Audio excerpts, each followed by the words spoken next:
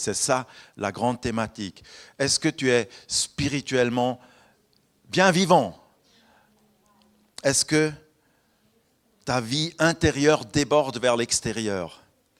Ou est-ce que tu es dans une sorte de silence de mort? Peut-être il n'y a plus rien qui avance, c'est la stagnation depuis longtemps, c'est l'endormissement. Et peut-être ta vie aussi est vide et sèche. Le Seigneur vient là-dedans. Il veut faire couler sa bénédiction. Alors, tu sais que Dieu veut t'offrir un Shabbat. Il veut t'offrir ce jour-là, ce moment précis. C'est un cadeau de sa part. Shabbat, pour moi, ça ne veut pas dire la question est-ce que c'est un samedi ou un dimanche. On n'est pas dans des questions... les Juifs font le samedi, les Adventistes aussi font le samedi, nous on fait le dimanche, ce n'est pas la question. Mais Dieu lui-même, il s'est reposé le 7e jour de toutes ses œuvres. Et il a sanctifié le sabbat, il a sanctifié ce jour. Et Dieu veut aussi t'inviter le dimanche à le célébrer. Le culte est une célébration. J'aimerais donc ce matin donner un enseignement sur ce que c'est ton dimanche et la spiritualité du culte à l'Église. Certainement, nous avons tous fait des expériences de toutes sortes avec l'Église. Il y a des expériences très exaltantes, mais il y a aussi des expériences très décevantes. Je vais vous partager vite fait 2 expériences que j'ai faites. Une, vraiment exaltante, magnifique. À 18 ans, je suis parti de chez moi, j'ai quitté ma Suisse et je suis allé à Londres. Pour la toute première fois, j'ai découvert un autre univers. Londres, yes, we speak English. Je suis allé dans une école de langue et en face de cette école de langue, je vois une église baptiste. Alors le même jour, je suis entré dans cette église et il y avait une étude biblique. Et puis il y avait un homme qui m'a accueilli dans cette église, je le vois encore aujourd'hui devant moi, même si ça remonte il y a plus de 30 ans. Il était là, « Hello, my name is Alan ».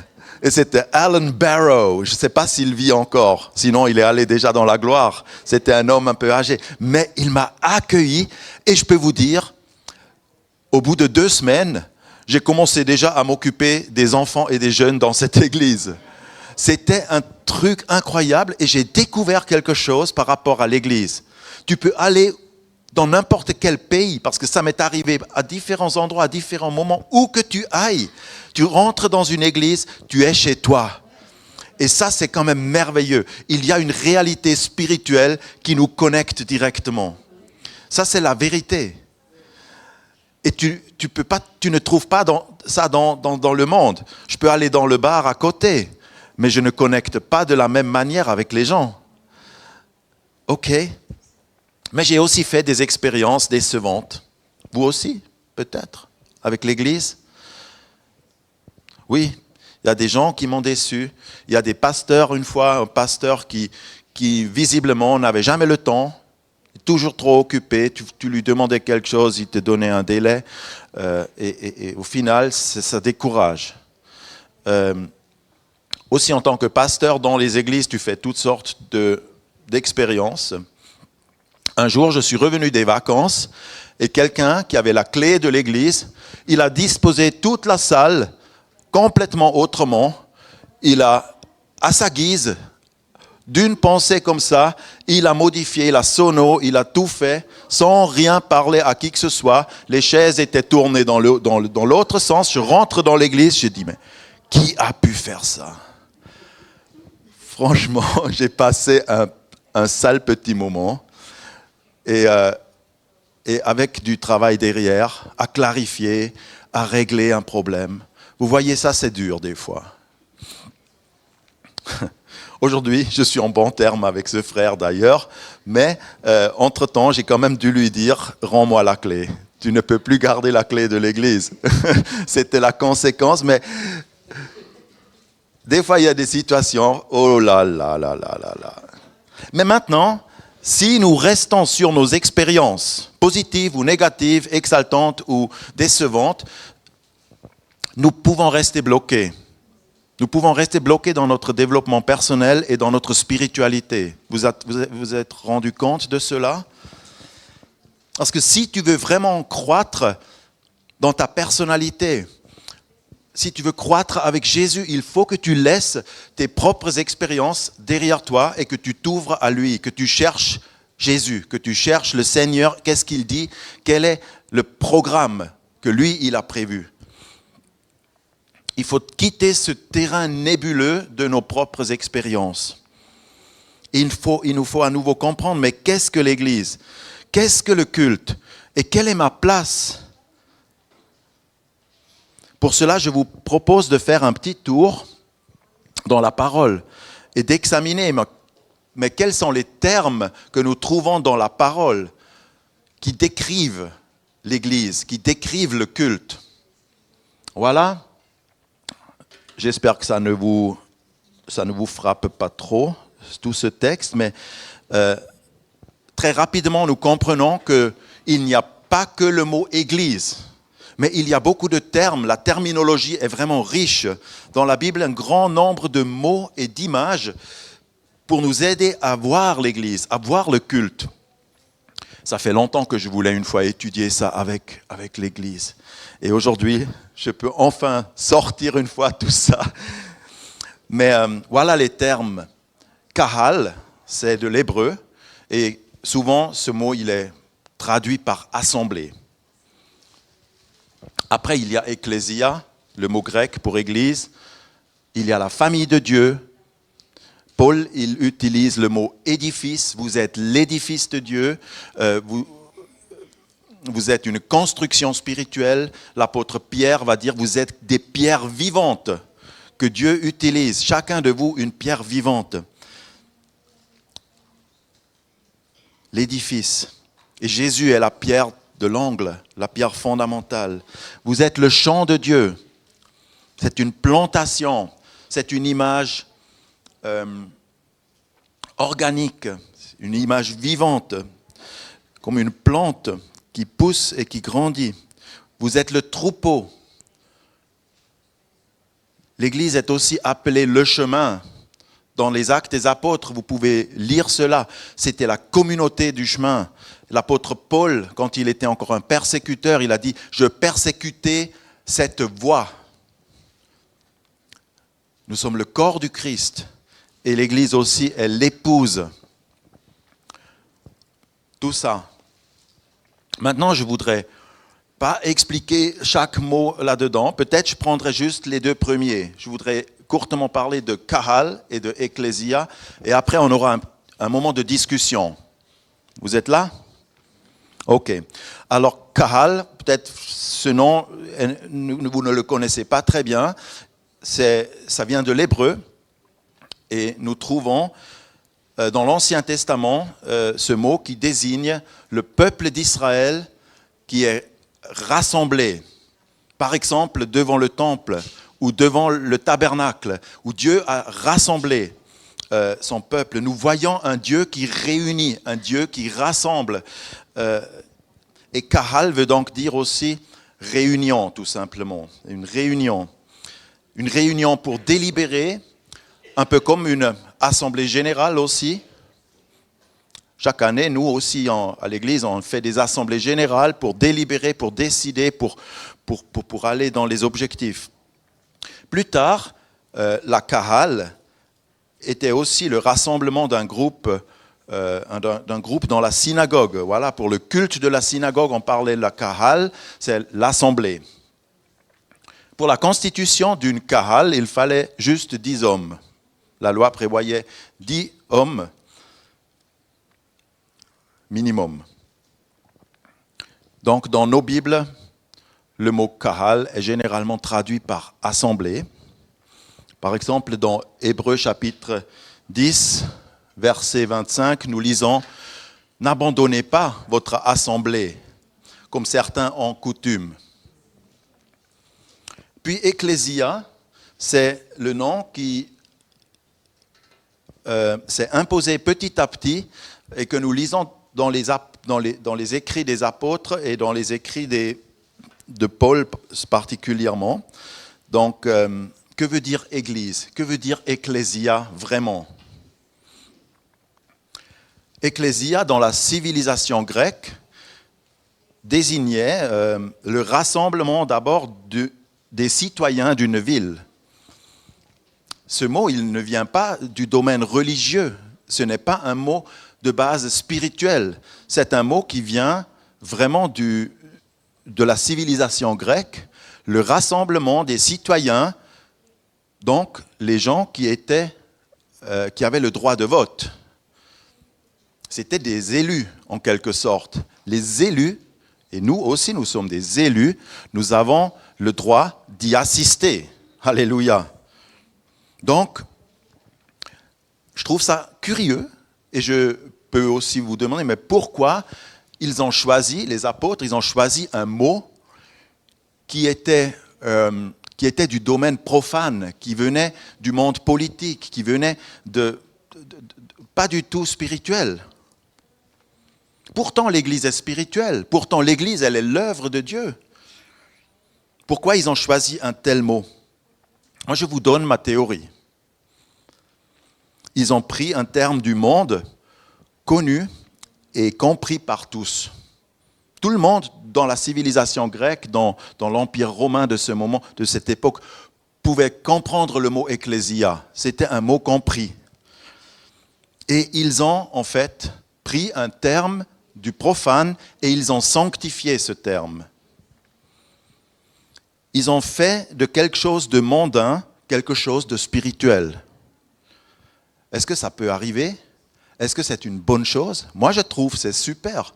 Si on prend quelque chose qui existe dans le monde et Dieu va sanctifier et Dieu va purifier cela et il va se saisir de cela. Le mot ecclésia vient aussi d'un verbe ekkaleo. Ek veut dire hors d'eux et kaleo, appeler. Église veut dire appeler hors d'eux. Les gens qui sont... nous sommes appelés à être différents. Nous sommes appelés à l'œuvre. Nous sommes appelés à nous réunir. Appelés. Appelés par qui? C'est Dieu qui appelle. Nous sommes appelés par Dieu hors d'eux. Nous quittons un moment ce monde et nous venons dans l'Église. Nous sortons à un moment donné et nous quittons ce monde de troubles et de souffrances et de toutes sortes, et notre travail quotidien. Et j'ai dit, tu viens ici et le Seigneur te dit, je t'ai vu, j'ai connu tes craintes et tes frayeurs, comme nous venons de chanter. Je suis là, appelé hors d'eux. Tu es probablement ici parce que Dieu t'appelle. Il te veut, il te donne une place.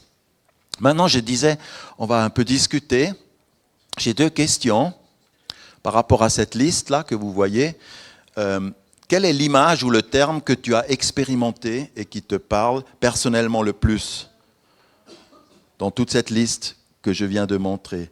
Est-ce qu'il y a un ou plusieurs termes de cette liste que tu ne comprends pas? Alors, dans votre groupe, vous allez faire 3-4 personnes. Peut-être dans ton groupe, quelqu'un peut donner une explication si tu ne comprends pas.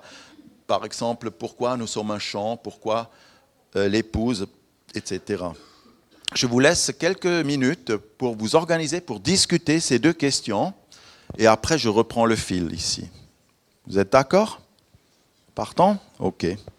Sois inspiré, inspirante. Que vous puissiez aussi vous instruire les uns les autres, que vous soyez enrichis par le savoir qui est là. Amen. Amen, amen. Alors, je ne vais pas revenir maintenant sur tout ça, parce que j'ai posé la question tout à l'heure, mais quelle est la spiritualité du culte? Comment le culte doit-il se passer pour que nous soyons spirituellement rafraîchis et édifiés? Ça, c'était pour nous montrer ce que l'Église est, ce que le culte doit être. Ce sont beaucoup d'aspects. Vous avez compris cela. On ne peut pas simplifier ou réduire parfois les choses à juste un mot.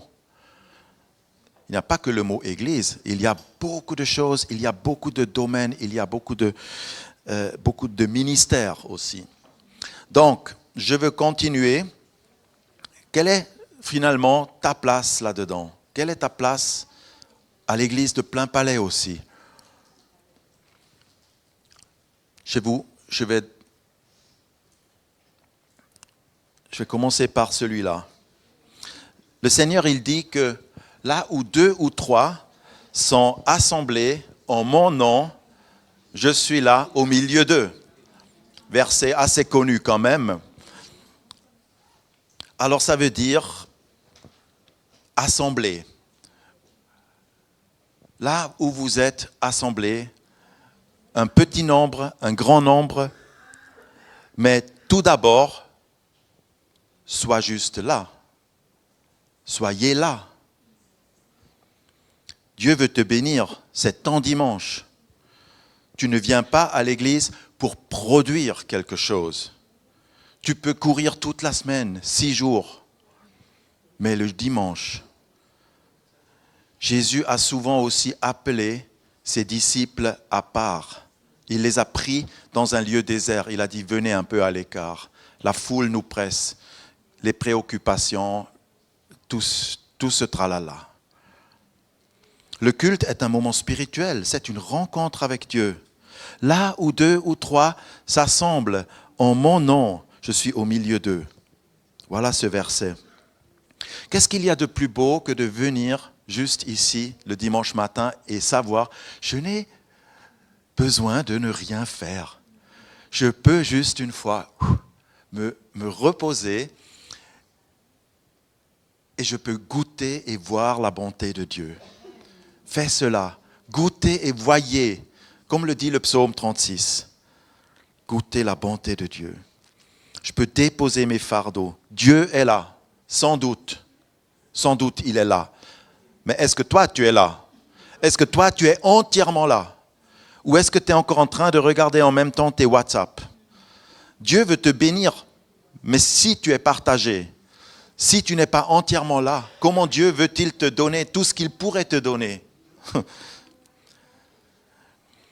Il y a aussi ce que mon ami Laurent Favre, pour ceux qui le connaissent, il appelle ça le ministère de la présence. Certaines personnes, vous savez, ils viennent juste à l'église quand ils ont quelque chose à faire. Ils viennent juste quand ils ont un ministère. Quand il y a, voilà, ce dimanche, je suis sur la liste, je dois donc y aller. Autrement, on ne les voit pas souvent à l'église. Mais pourquoi? Pourquoi cela? Pourquoi tu viens à l'église seulement? Enfin, je ne dis pas que tu le fais, ce sont des petites observations. Mais vous savez, le plus grand et le plus important ministère auquel Dieu t'appelle, c'est le ministère de la présence. D'être juste une fois là. Parce que si tu es là, Dieu peut aussi tourner ton regard vers quelqu'un que tu ne connais pas. Tu peux t'approcher de quelqu'un, tu peux prier pour quelqu'un. Un jour, j'étais pasteur en Alsace à ce moment-là. Je suis allé dans une église parce qu'il y avait là un rassemblement. Il y avait c'était avec Jeunesse en Mission. Et puis, j'étais 20 minutes à l'avance. Et je n'avais rien à faire. J'étais juste, comme la majorité d'entre vous ce matin, j'étais juste là pour assister, pour regarder. Donc, je rentre dans cette église, je me balade un tout petit peu, et puis je rencontre l'oratrice du soir. Et j'échange 2-3 mots, et je pose la question, est-ce que quelqu'un a prié pour toi? Est-ce que quelqu'un t'a béni pour cette intervention de ce soir? Ça m'est venu comme ça. Et puis, elle a dit non, personne. Alors je dis, viens, je prie maintenant pour toi et je demande la bénédiction de Dieu sur toi pour ce que tu vas nous apporter. Ministère de la présence. Dieu veut t'utiliser là d'une certaine manière, spontanément, ce n'est pas programmé. Amen. Puis, deuxièmement, le culte La spiritualité dans le culte, ça se passe aussi de façon interactive, je dirais. Lorsque vous vous assemblez, chacun peut apporter un cantique, une instruction, une révélation, une langue ou une interprétation, que tout se fasse pour l'édification. Oui, le Nouveau Testament ne nous donne pas un ordre fixe, un schéma. Tel est le culte, ça doit se passer toujours comme ça. Mais ce verset suggère quand même que ce soit interactif, comme nous le faisons aussi ce matin. Ce matin, j'ai entendu un chant spontané, j'ai entendu des prières, j'ai entendu des versets, des paroles de Dieu. Et pourtant, je vous le dis, je le dis ici, on a encore un peu de marge, je crois. On peut encore un peu grandir, n'est-ce pas? Parce que souvent, quand nous prions ou quand nous avons un moment de louange où chacun pourrait prier, c'est quand même assez prévisible parfois. C'est toujours les mêmes qui prient, alors que d'autres peuvent aussi. Et il y a peut-être parfois aussi si on laissait juste un peu de silence. Ce matin, il y avait ça. Il y avait un moment où rien ne se passait. Vous avez remarqué tout à l'heure, il y avait comme un blanc. Et parfois dans les églises, on veut étouffer tout de suite. C'est pas possible, il n'y a rien qui se passe, quoi. Nous sommes agités, nous n'avons pas la patience d'attendre que la parole de Dieu arrive. Elle arrive, mais quand lui, il veut. Et on ne peut pas forcer dans ces choses. Donc, si des fois on laissait juste un petit moment de silence. Et ce texte veut dire que Dieu, en fait, il veut s'exprimer par chacun, par chacune. Chacune d'entre vous est potentiellement appelé à donner quelque chose. Pas tous les dimanches. Mais plus une église est grande, plus on est nombreux, moins c'est évident. Les gens n'osent plus et c'est un peu naturel. Mais quand je suis à l'église, quand je suis au culte et j'entends mes frères et sœurs prier, vous savez, ça me fait un bien fou. Je suis béni, je suis instruit et je suis édifié, comme c'est écrit ici, par la louange des autres. Ces choses doivent être dites, elles doivent être exprimées. Je continue. Vous savez, un culte, notre dimanche, ça doit être authentique aussi. L'authenticité. Dieu regarde notre cœur, il sonde notre cœur. Quelqu'un a dit, tu sondes nos cœurs et nos reins. Quelqu'un a prié ça tout à l'heure. Aujourd'hui, le culte dans certaines églises ressemble à ça. Un grand show, lumière, vapeur et fumée monte et la musique est incroyable. Il y a un scénario, il y a un showmaster, il y a de la bonne musique. Bon, j'exagère un peu peut-être. Peut-être j'exagère un peu. Je ne le dis pas pour critiquer non plus ces églises. On peut toujours apprendre aussi. Mais Dieu ne veut pas un show le dimanche matin. Vous êtes d'accord avec moi sur cela? Il ne veut pas un show. Dans Matthieu chapitre 15, verset 8, il dit « Ce peuple m'honore du bout des lèvres, mais son cœur est très éloigné de moi. » Bien-aimés, moi je préfère un culte où tout n'est pas parfait. Il y a ici et là une petite panne, une fausse note, le pasteur n'est pas bien coiffé. Chez moi, ça ne risque pas d'arriver, mais le culte n'est pas le rassemblement des gens parfaits. Comme à l'époque, les gens s'habillaient bien. Vous vous souvenez encore peut-être de cette époque, les gens s'habillaient bien, ils allaient à l'église pour se montrer, regardez, je suis à l'église. Aujourd'hui, on est un peu moins dans cela, mais quand même, il y a des fois cette idée, ah mais... Non, nous sommes ici une assemblée de gens normaux, avec des problèmes normaux. Nous sommes brisés, des fois. La vie a laissé des traces. Nous portons sur nous des fardeaux. Nous sommes des pécheurs aussi. Et avec tout ça, nous venons. Et chaque fois, quand nous venons devant Dieu, de cette manière-là, authentique et vraie, ton culte est honnête. Tu comprends? C'est pas parfait, mais c'est honnête. Alors là, le cœur de Dieu, il s'ouvre. Spirituellement, il y a quelque chose qui se passe. Chaque fois, quand son peuple, quand nous, on se réunit dans cette humilité. On a aussi chanté tout à l'heure de l'humilité.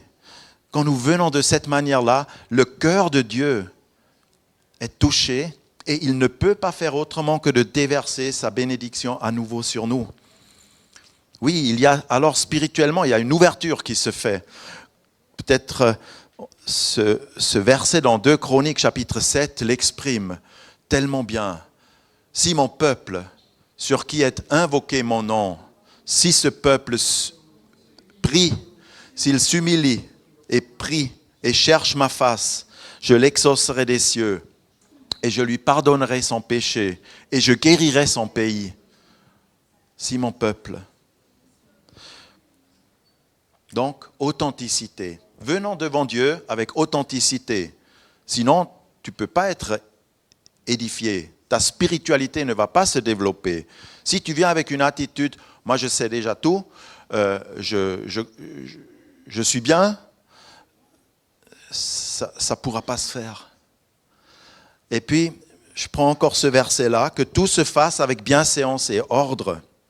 Dans 1 Corinthiens chapitre 14, 40. Je ne vais pas trop m'attarder sur ce texte parce que c'est quelque part évident.